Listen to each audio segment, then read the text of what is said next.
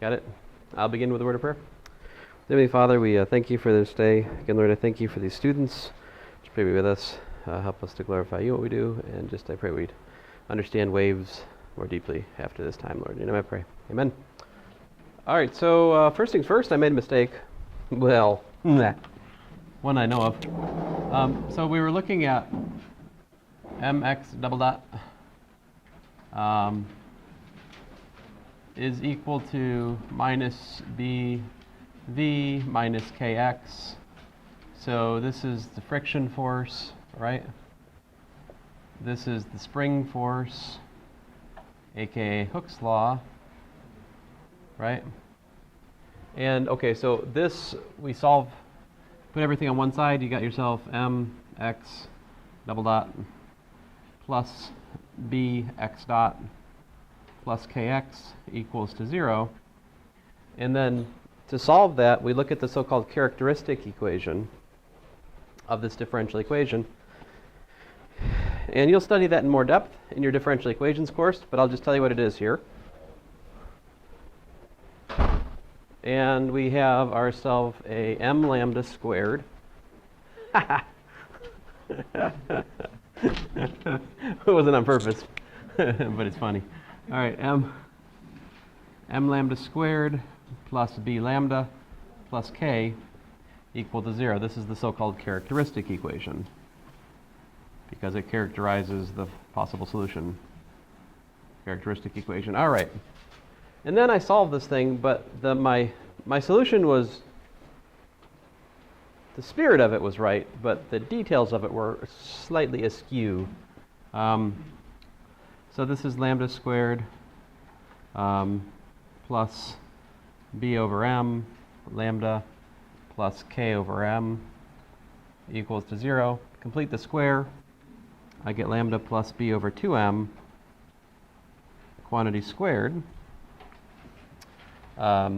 is equal to b squared over 4m squared minus k over m. Now, make a common denominator over here. What I get is b squared minus 4mk over 4m squared. Okay, so then I've completed the square. So what I get then is lambda is equal to minus b over 2m plus or minus the square root of b squared minus 4mk over 4m squared. Of course, m being positive, you can rewrite this minus b plus or minus the square root of b squared minus 4mk divided by 2m. Of course, this is nothing more than our beloved quadratic formula in this particular context. Well, it is beloved to me. I don't know how you feel about it.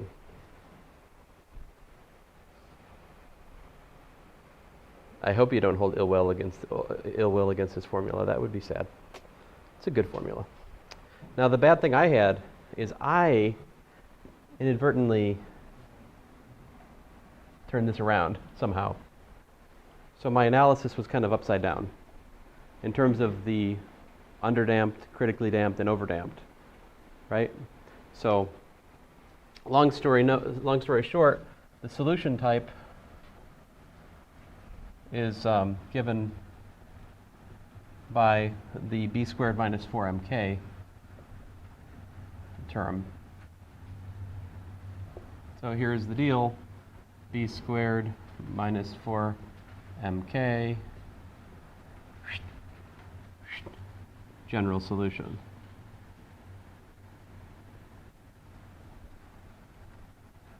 Name.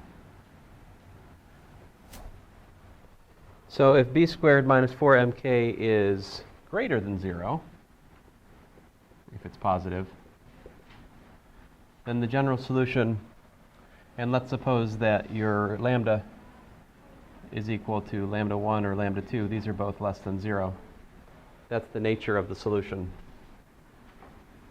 In that case, the solution looks like this. X is equal to C1 e to the lambda 1t plus C2 e to the lambda 2t. I believe this is called overdamped.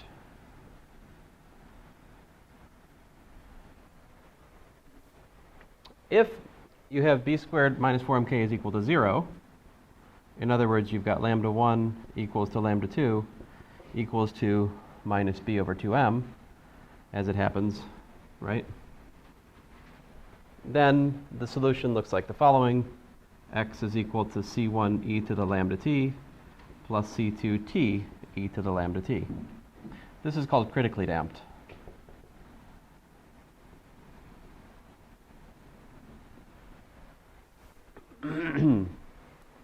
Finally, if it's negative, if b squared minus 4mk is less than 0, then what you can write is lambda is equal to alpha plus or minus I beta, where beta is equal to square root of 4mk minus b squared, which is, by the way, positive, all divided by 2m.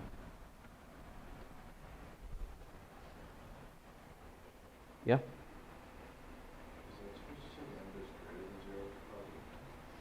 Nope. The b squared minus 4mk is what I'm describing here. This, to be more clear, b squared minus 4mk greater than 0. B squared minus 4mk equal to 0. In every case possible, the mass being positive, the coefficient b being positive, the coefficient k being positive, those things assumed, the coefficients which appear in a real sense, like the alpha in the third case or the lambdas in the first and second case, those are all negative numbers, and it has to be that way. There's a very simple physical reason that that has to be the case, that you get negative numbers there. Those exponential terms being negative means that they die to 0 as time goes on. That should be the case because the system has friction. I will derive for you very soon that that friction takes away energy from the system, right? Anyway, so here we have x is equal to a, what did I do, sine or cosine in here, guys? Cosine? Okay, cosine, it doesn't really matter. Cosine of beta t plus some phase phi. So there you go, that's the general solution. Or you can write it like c1 cosine plus c2 sine beta t if you prefer. And this is called underdamped or sometimes weakly damped.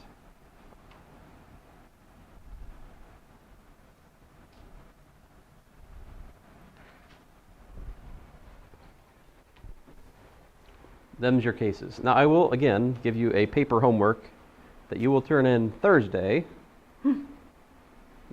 Yes, I know, it's crazy. I'm going to give you, and I don't have it here for you, so I'm going to post it on Blackboard sometime today. You will do it tonight or tomorrow, and you will return it to me Thursday. What's that? Well, I was wondering why is there no I sign for the bottom? Why is there no, say again? So like, why do you not have like imaginary times sign with the Oh, these are the real, the general real solutions. I'm looking for real solutions.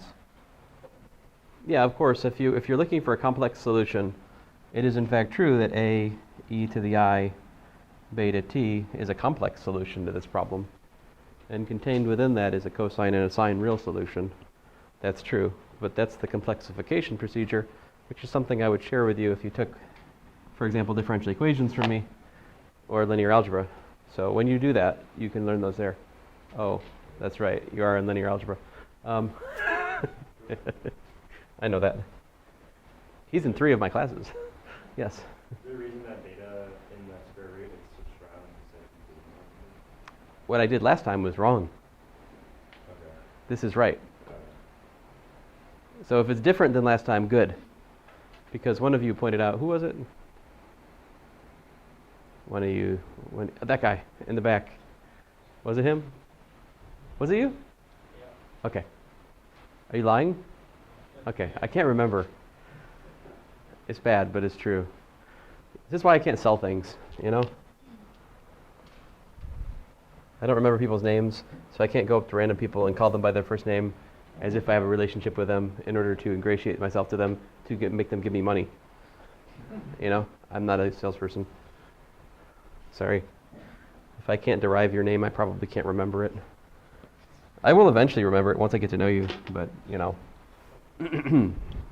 I recognize faces, that much is true. Oh, okay, so energy. What's energy equal to? Energy for the spring would be 1/2 mv squared, right?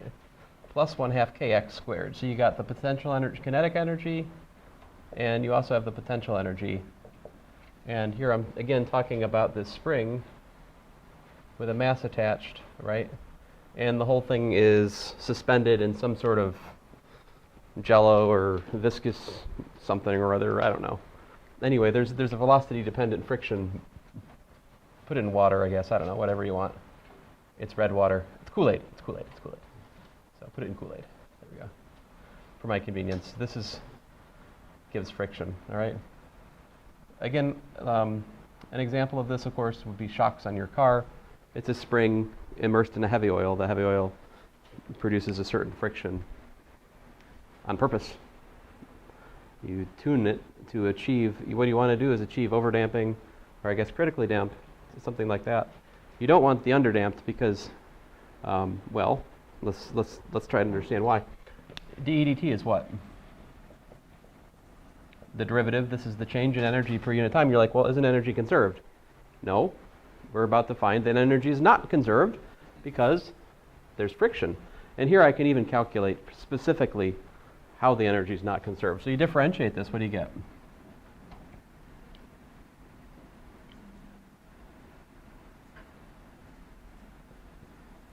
mv dv dt, right? By chain rule, and 2/2 is 1. And over here, I get plus, looks like kx dx dt. In other words, what we got is ma plus kx times v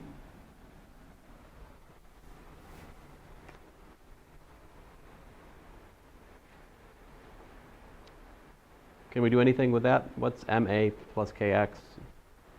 Oh, look at this over here. What's this tell me? This tells me ma plus kx is equal to what? Minus bv, right? In other words, mass times acceleration plus the spring force is equal to the friction force, which is minus bv. So this is exactly the friction force, so what we get is minus bv squared. What does this formula say? Energy always be decreasing. There, go tell your English teacher I said that. I do not care. Yay for ignorance. Woohoo! Hey, if everybody else can do it for math, I can do it for English. It's funny, no one revels in their illiteracy. No one's like, yeah, I can't hardly read. Everyone's so gleeful about not being able to do math. What's up with that? It's not, I mean, you're an adult, you can't add fractions. This isn't something you should be proud of. You should be ashamed. You can't do the math of a child. There are 3-year-olds in other countries who can do that. Sorry. This comment brought to you by Dr. Cook. Let me return to Mr. Cook mode. Energy always be decreasing. So that means that the energy is, look at that, v squared is a positive thing, b is assumed to be positive. This says the energy is decreasing, right? And the thing is, you can calculate that the energy decreases the fastest for the overdamped or the critically damped case. So Ms. Stromby was telling me something like in a cycle, these will drop to basically 0 energy. But I don't know what that means. But anyway. Oh man, come on guys. Now this is maybe what you're telling me about. This one doesn't look right, right? Yeah. Very good.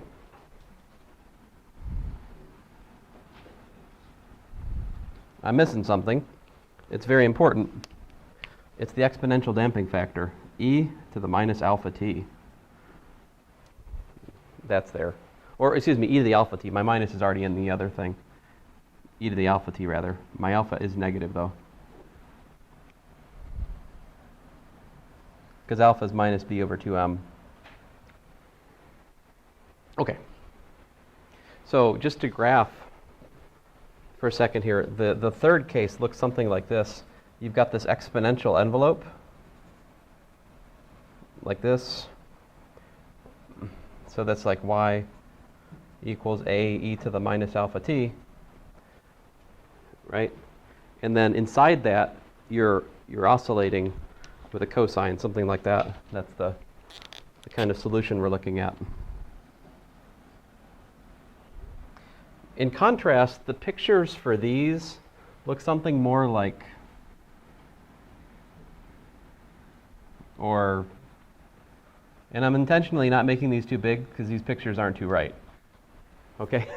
I actually have to stop and think about it to give you the honest to goodness graph, but it's not that exciting. There's at most like maybe 1 or 2 mins or max in the pictures of the sum of an exponential and t times an exponential. They're not that exciting. They don't keep waving a long time, right? So if you want, again, the springs on a car, you really want one of these guys. You don't want that, right? Okay. Any questions? I did explicit numerical examples of these last class, so I want to do that again.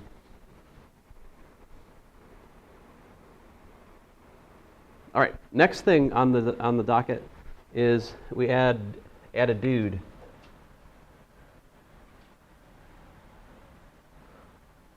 And a long stick as to apply force F naught. So suppose you apply a force to the mass, right? In other words, it's not just sitting there vibrating back and forth anymore. Now you take some guy and you have him pushing on it or pulling on it. Then what happens? All right, that's the question. So, it depends on what kind of force you have. If it's just a constant force, it's not that exciting. If you do something like F naught, say, I'm going to do sine, I don't know.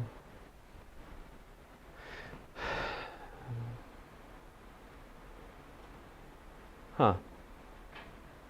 I use beta there. I don't think your book uses beta for that. It's okay though. I'm going to use omega naught for this one, like that.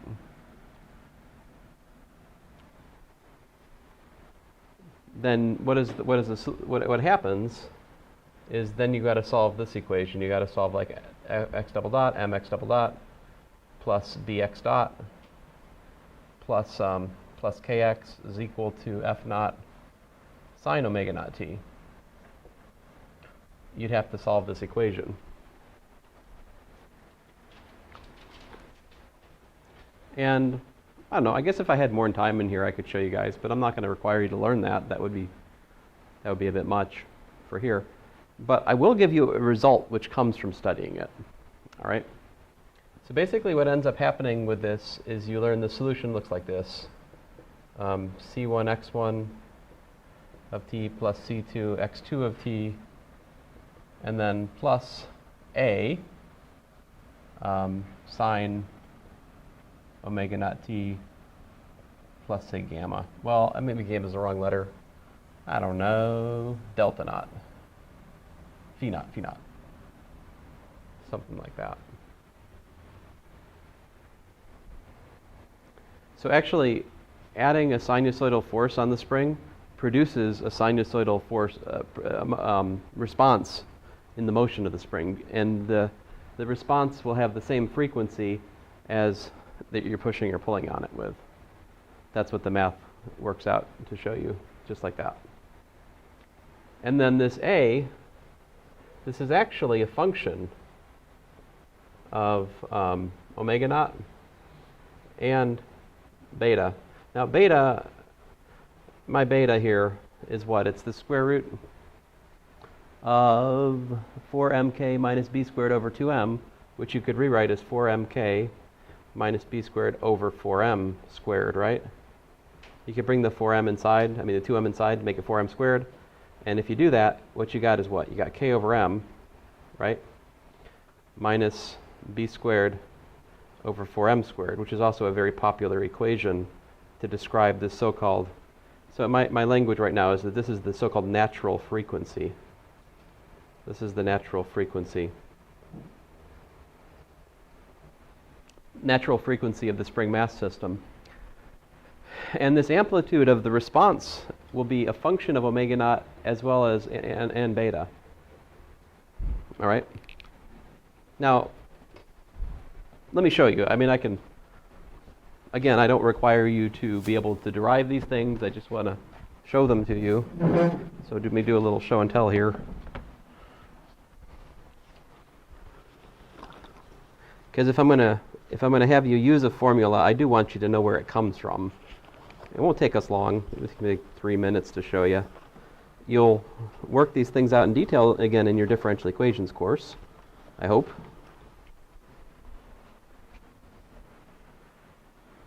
I could be wrong. Let us say this. You could work them out in detail in your differential equations course.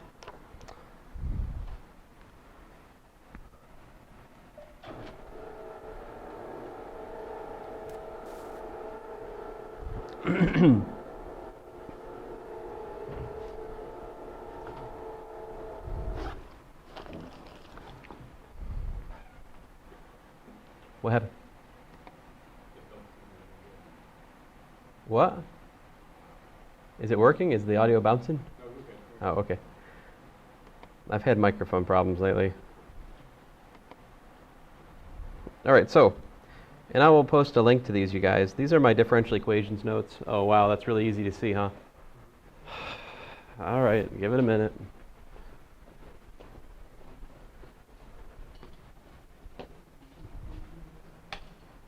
Haha.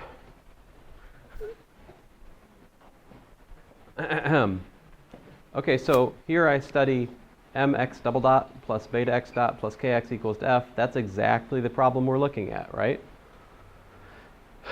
And so for a constant force, this shows you that the solution's just shifted by a constant. Basically, if you just pull on the spring and then you let it vibrate, all that does is kind of move the equilibrium.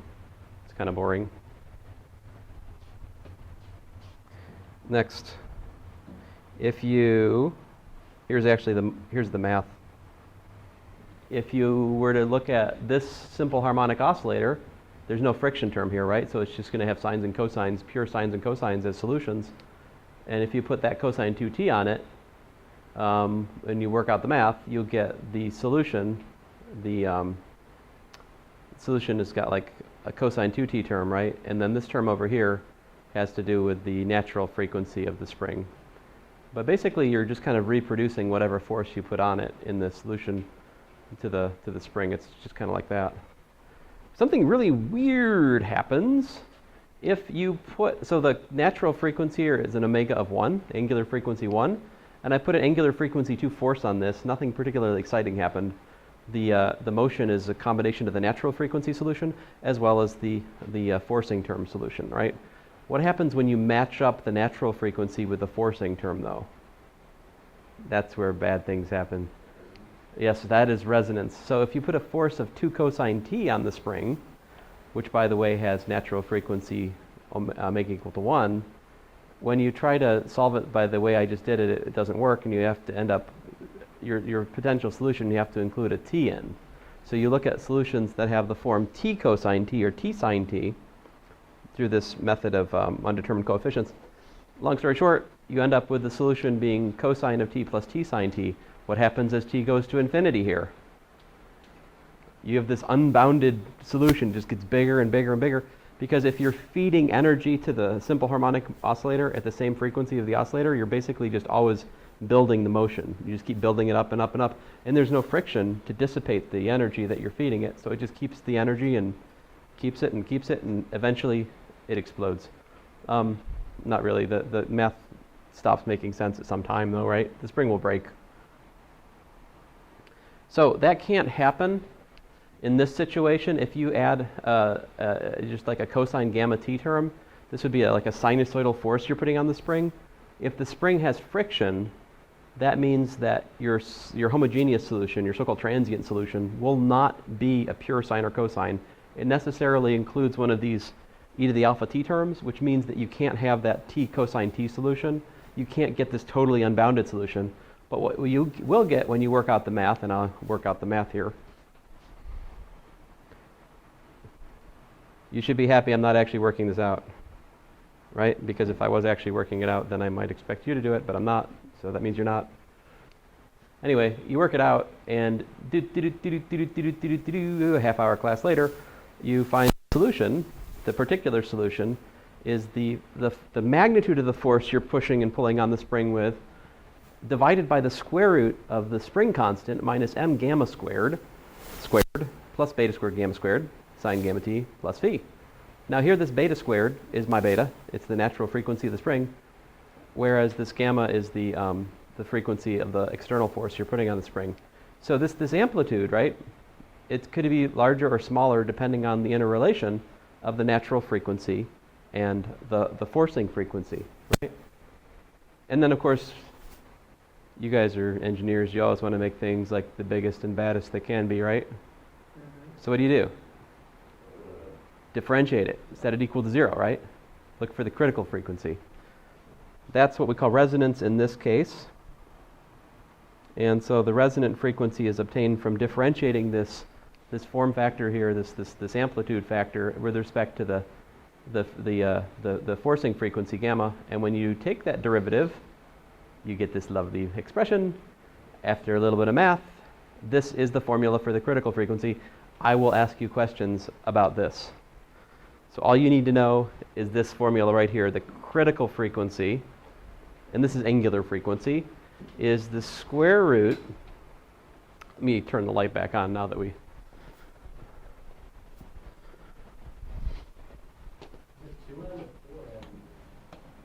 Ah!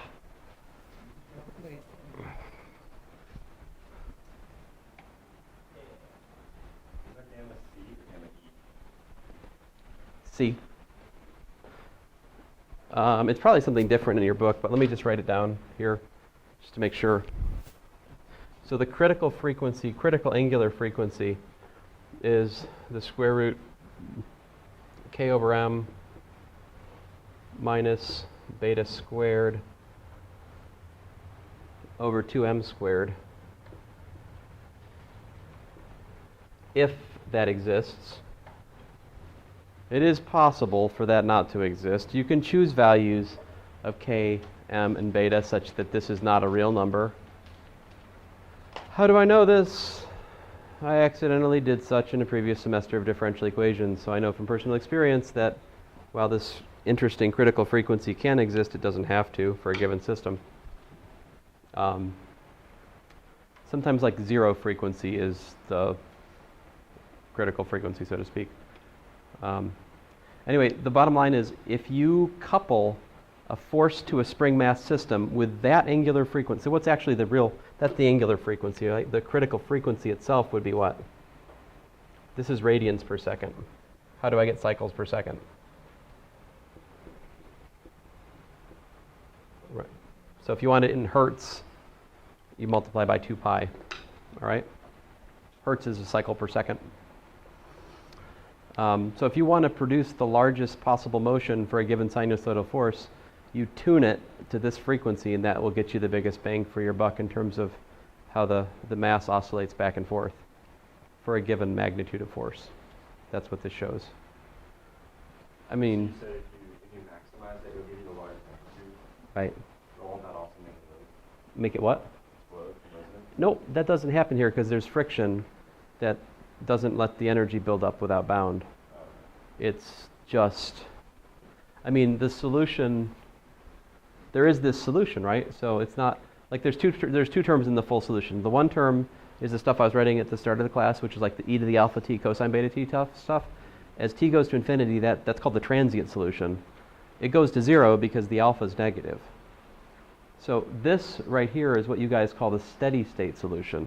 It's the solution which exists for large times. In a circuit, if you have an RLC circuit, you have the same mathematics. This will be the steady state voltage or something, the initial voltage, the transient voltage in an AC circuit as a consequence of the initial charge and inductance of everything. That stuff dies away in a couple of time constants, and you're just left with that steady state solution. This is analogous to that. It's the long-term response of the spring mass system to being forced with this frequency gamma. Anyway, long story short, all I'm requiring of you guys is to know that boxed formula and answer a question, which is, given a mass of blah, a spring force constant of such and such, and a velocity, the B equal the force of friction due to the velocity of such and such, if you were to put a force on this spring mass system, what frequency should you choose in order to make the largest response for a given sinusoidal force? The answer, that. Yep. It is exactly plug and chug. You caught me. Oh, man. Curses. Man, I feel bad about that. I should make you guys derive all this. I would feel better about my day. No? All right. If the test was 8 days long? Oh, here's the explicit dictionary between the critical frequency in the spring mass world versus the RLC world. So if you have an RLC circuit and you want to get the largest amplitude response, you want to make RL and C be related in that way. Excuse me, you're putting a sinusoidal voltage on that circuit. I shut up.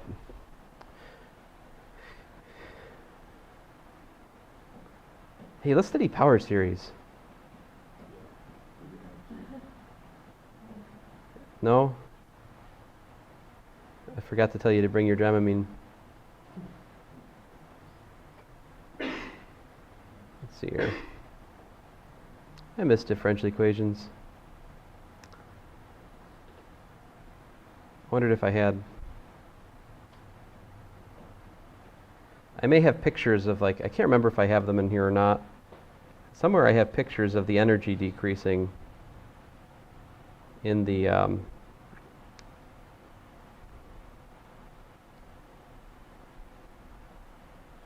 here it is. So we looked at, I'll just talk about this briefly, then I promise I'll put it away. We've looked at this sort of thing previously. This was the energy diagram, and then down here is the velocity position plot, right? So if the potential energy is like this, you can look at different energy levels and analyze possible motions. A lot of you need to think about that a little bit more before the final, right? If you look at that test and you see what you missed, and when you understand why you missed what you missed, you should be sad because that was an easy question, right? It may not seem easy to you yet. I promise that is really not a hard question. There's no calculation. All you have to realize is wherever you start, you can't get over humps. So if you've got this energy level and you start there, you're stuck. Your motion's bounded between here and here. If on the other hand, your energy level was up here, it doesn't matter where you start, your motion's not bounded because you never hit the potential energy hill that you can't cross over. That's kind of it. Yeah. Is the curve like your motion, your position, and you can't get over the hills because to do so you'd have to have a greater potential energy than the energy you currently have? Right. Okay. Well, that's one way of looking at it, but I mean, energy is conserved, so you're stuck with whatever energy you have. So I look at it a rather different way, which is that you're stuck at that energy, and you simply can't go underneath that curve because to go underneath that curve is to have negative kinetic energy, which is difficult because kinetic energy is 1/2 mv squared. So yeah. Anyway, this is the corresponding velocity position plots. It's interesting to see what happens to something like this if you add friction. What happens to these pictures if you add friction? Energy is no longer conserved, right? So all of these things won't stay at the level energy they'll like sort of like toggle as the motion goes on to lower and lower energy levels. And so what these pictures turn into are something like this. This is something like a picture, analogous picture with friction thrown in. All of your energies spiral. Eventually, all of these spiral into zero velocity because the friction force takes away the energy and eventually makes everything kind of go to rest. So, what's that? Oh, ancient Greek drawing of the ocean? Huh, yeah, kind of. Oh, anyway, I am just messing around now. Let me stop.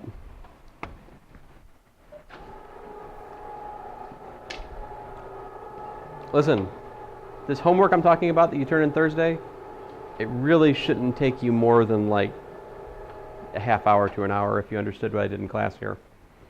If you can solve a quadratic equation, you should be able to do it pretty fast. Okay. I will write it for you as soon as I get a spare moment after class. Can you hit the lights for me?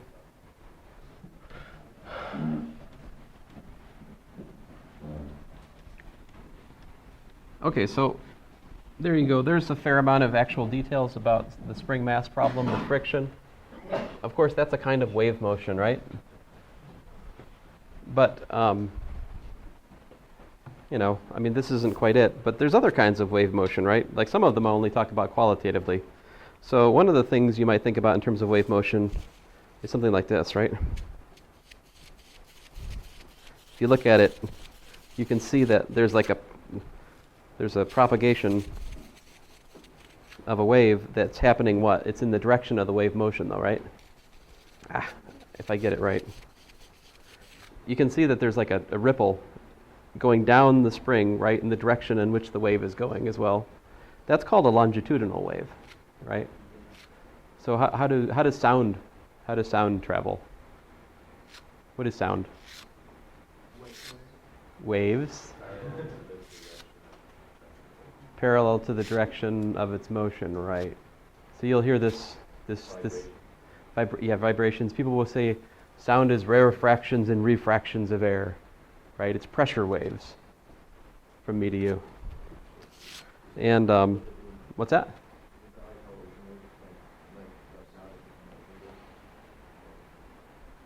I just couldn't hear you. This stupid fan. Yeah, I think sound in the water, same deal. I think sound is rarefractions, and now I suppose it's possible that sound is rarefractions and refractions of air. It hits some other medium, it goes into some other sort of vibration, then it finds some way to exit the medium and turn back into rarefractions and refractions of air. You know, so a good example of that, right, would be the child's toy, the string. You know, the string on two cups, right? You stretch it tight, and then I talk into one cup, and then the other person puts their ear on the other one, and they can hear it, right? Because what happens, of course, is like you get the wave in the air, it resonates with the cup, and then it sets up the same vibration through the string. The other cup picks it up, reproduces the vibration on the other end, and then they hear the rarefaction and refraction of air, right? I mean, that's something like how it works. So there's two kinds of waves.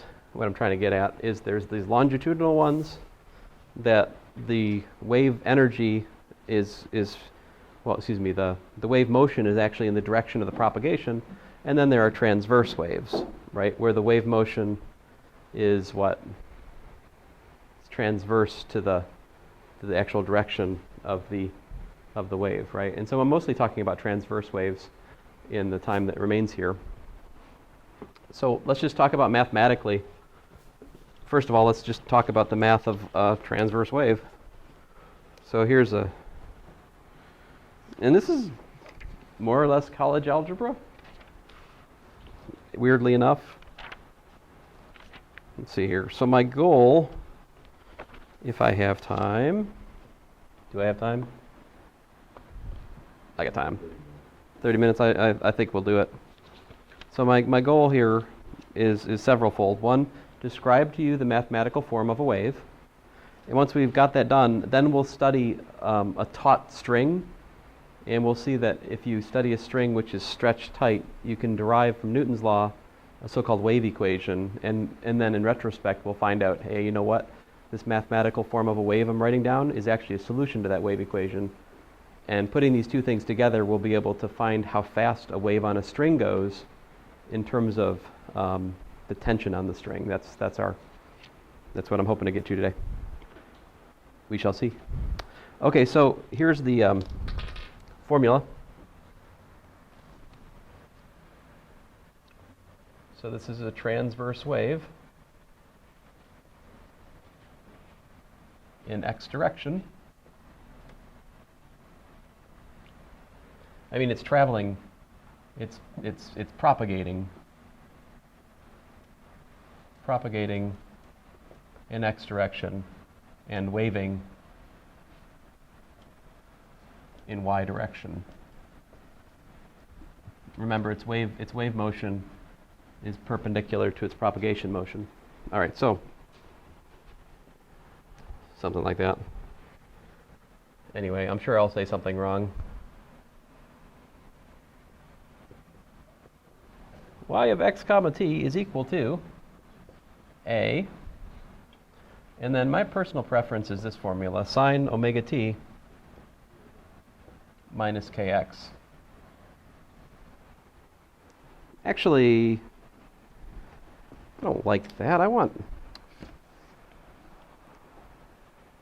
Really?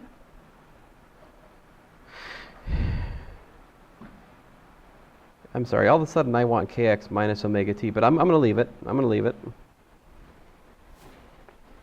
Oh, I also wanted to explain to you guys beat frequencies. I don't know if we have to... I better get moving. Okay, so this, couple different features here. This is the amplitude, right?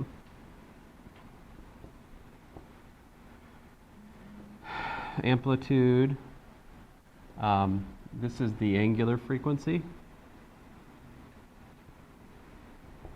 So angular frequency frequency for the wave, right, will be 2 pi omega also. And that's, by the way, 2 pi over...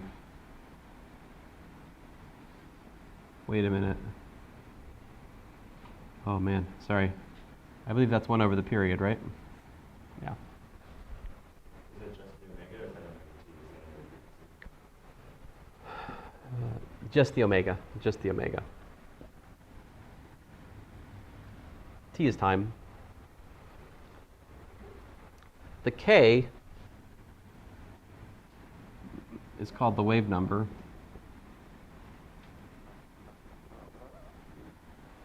Let's see here. How can I explain what that is? If K times lambda is equal to 2 pi, in other words, if you go a full wave, that's called a wavelength, all right? So this number K is some sort of proportionality constant such that K times the full wavelength gives you 2 pi. 2 pi is a full cycle, right? So if that term in the argument goes 2 pi is a full cycle. And in other words, the relation between K and the wavelength of the wave is that K is equal to 2 pi over lambda.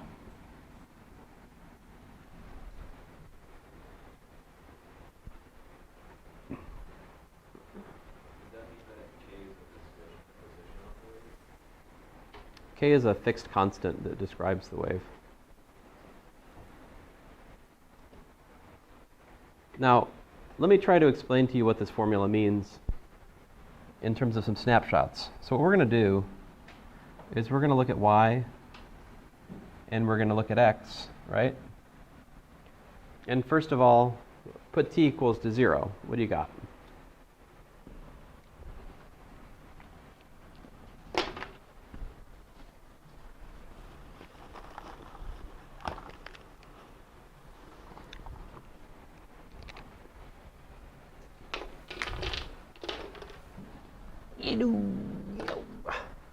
Well, at t equals 0, I just have, I've got y is equal to what? Y is equal to a times sine of minus kx, right? K is positive, that much I can tell you. Well, that's just minus a sign, right? You can pull the minus out, sine is odd. And so that just looks like what? It's just, you know, one of these deals. Right? There's t equals to 0. What does it mean, guys, if you look at a graph and you shift the argument by, so maybe I should look at this, let's see here, another way I could look at this that may be more helpful to me. This is a sine of minus parentheses kx minus omega t. For some reason, I don't know, there's some sign convention that I'm a little bit twisted on here. But if I rewrite it that way, it's convenient for my purposes.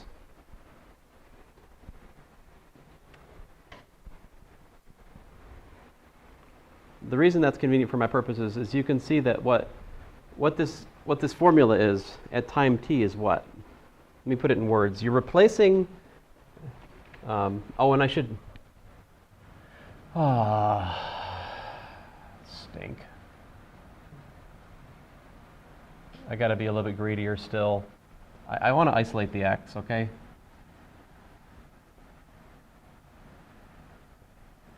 So what would I have to do then? I'd have to do what? Minus k over, yeah, just minus k, right? Minus k parentheses, what do I got? I got x minus what? Omega t, yeah. Or let me rewrite this as omega over k times t. Okay, so what's the deal with this formula? Let's just break it down. What we're looking at here is we've replaced just an x, right, with x minus omega over k t.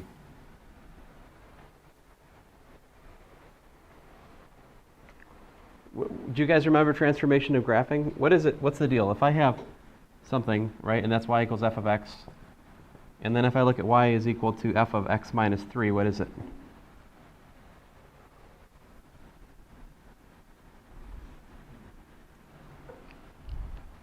This is what? Same shape? We do what? Shift 3 to the right, right? So this is what? Same as t equals to 0, right? Shifted what? Omega over k times t to the right.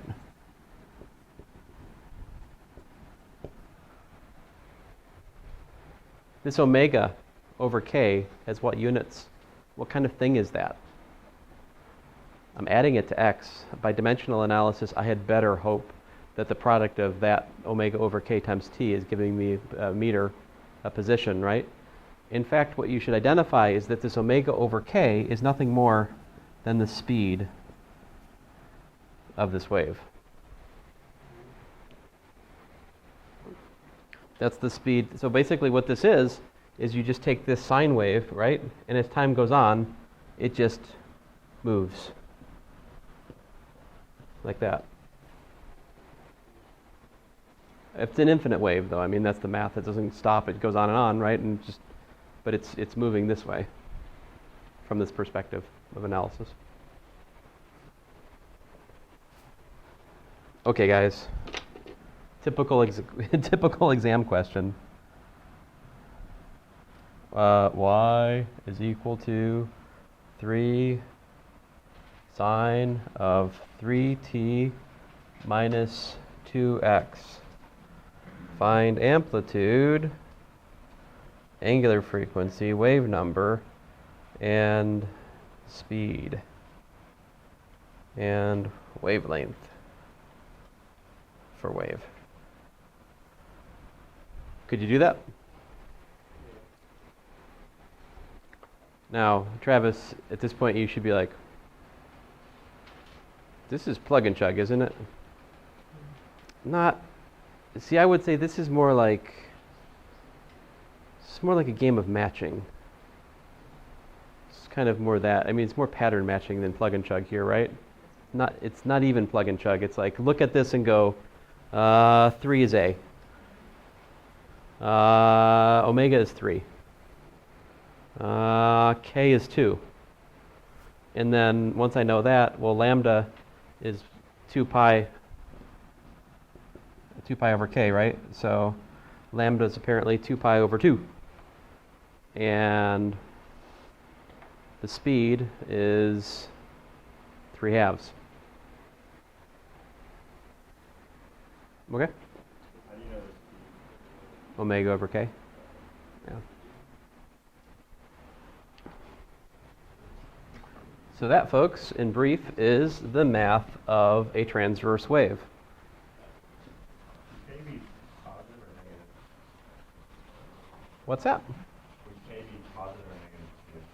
Like, could it be negative? Yeah, I suppose you could have k as negative. That would mean the wave is traveling the opposite direction. Something like that, maybe.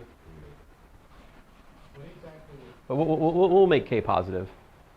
And we'll just think about waves traveling to the right in here.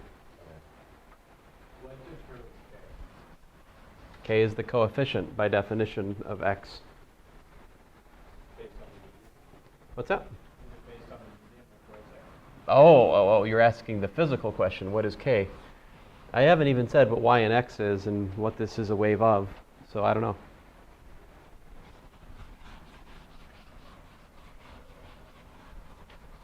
It's like I've described to you a mathematical sphere. I didn't say it was a basketball or the Earth or the sun, you know, or the event horizon of a black hole. I mean, I didn't say what that sphere was. I'm just asking what the property. The wave number. It describes the reciprocal of the wavelength. Probably. I mean, to me, wavelength is easier. I mean, to me, wavelength is more intuitive than wave number. I mean, that's how I think anyway. Right? The length of the wave, that's less weird than wave number. But wave number is important to the analysis in physics, so don't count it out. Okay, guys. We could do other things. We could study superposition. What's superposition? If you had two of these, add them. Right? Now, I don't want to actually do that because I don't have enough time. I need like a half hour to really sort through it. But long story short, if you have two of these waves and you add them, you get another wave, right? Because when you add sines and cosines, you get sines and cosines again. Now, I'm assuming, of course, I'm assuming that then if the waves had the same frequency, you get another wave of the same frequency with a different amplitude and possibly different phase. If you add waves with different frequencies, then all kinds of interesting stuff happens. So, anyway, that's a long and interesting story. If you were to add another wave which had it was actually a half, just one cycle off. If you were to take the superposition of these two waves, yeah, that would give you 0.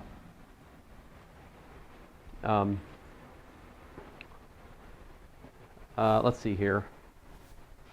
If you're not thinking about traveling waves, if you're just thinking about standing waves, like you might, for example, if you had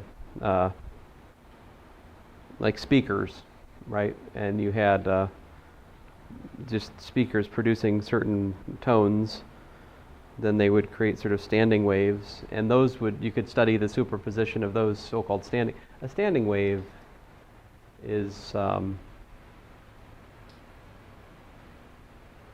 just without the x. Well, I'm trying to do too much at once here. Let me go back to the wave on the string. Let me stick with this. All right. So the wave on the string. So to answer your question, let's think of this as being a string. I wish I had a proper string to show you such a wave. I couldn't find one though. Like, I have yo-yos, but those strings are too light. You need a slightly more massive string to start setting up these kinds of waves in,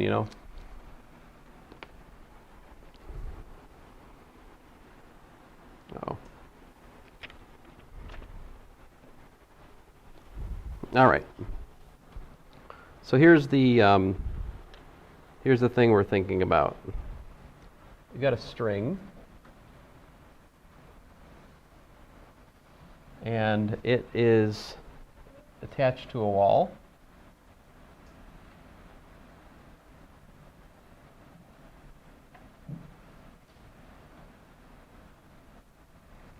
and then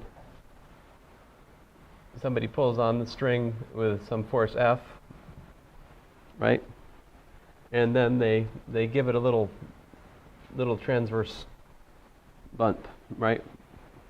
Then what happens if you have a string which is taut and then you give it a little kick up? What happens? You get waves, right?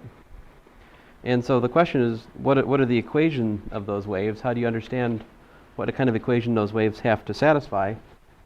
And so what we'll do is we'll imagine looking at the string after it's waving a little bit, and we'll just analyze a little segment of the string like this. So In between the F, right next to the letter F, is that just an axis? what I'm trying to illustrate is the force is pulling this way, right? But then you give it like a little nudge, and then it sets up a wave that's transverse. But it travels that way too. It's exactly this kind of wave. All right, let me set it up here. So we're considering a small segment. There's a new one. A small segment of string whose length in the equilibrium position is x, delta x, and the mass of the segment is mu times delta x. So mass is equal to mu times delta x. So mu is a proportionality constant. And so the forces at the ends are represented in terms of their x and y components. So let me try to draw a picture of it here. So we're imagining this string being stretched, and there's this little segment we're going to focus on so we can understand what how the motion of the string goes. So here's one, and here's the other. I think I have already messed up my picture because I want something a little bit more dramatic for the sake of the picture, something more like this. Here's my little segment of string, and the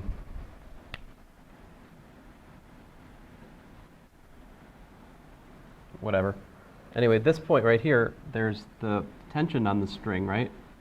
So it's pulling like this and like this on this little segment of string, if you can envision that. And that the tension force on that little segment is, you can break it up into, so that let's call the one side F2 and the other side F1. All right, so there's two pieces, right? The one is F. And we'll use the same letter for both because the consideration here is that the string is basically taut, so it's not moving, it's just waving. So the string's not moving over, it's just waving up and down. So the net force on any segment of string, horizontal force, is 0. Because again, the string is not moving this way, it's just waving up and down. That's an approximation. I mean, if you think about that too hard, it won't make sense. So don't think. All right, continuing. Next Tuesday, be like, but you said I didn't have to think. That's not the context. All right. There's, on the other hand, F2y, like this, and F1y over here like that. All right? And the distance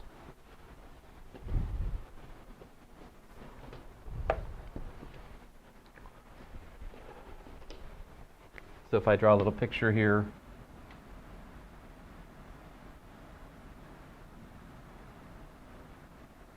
this is delta x right here. So delta x is not the length of string, it's actually the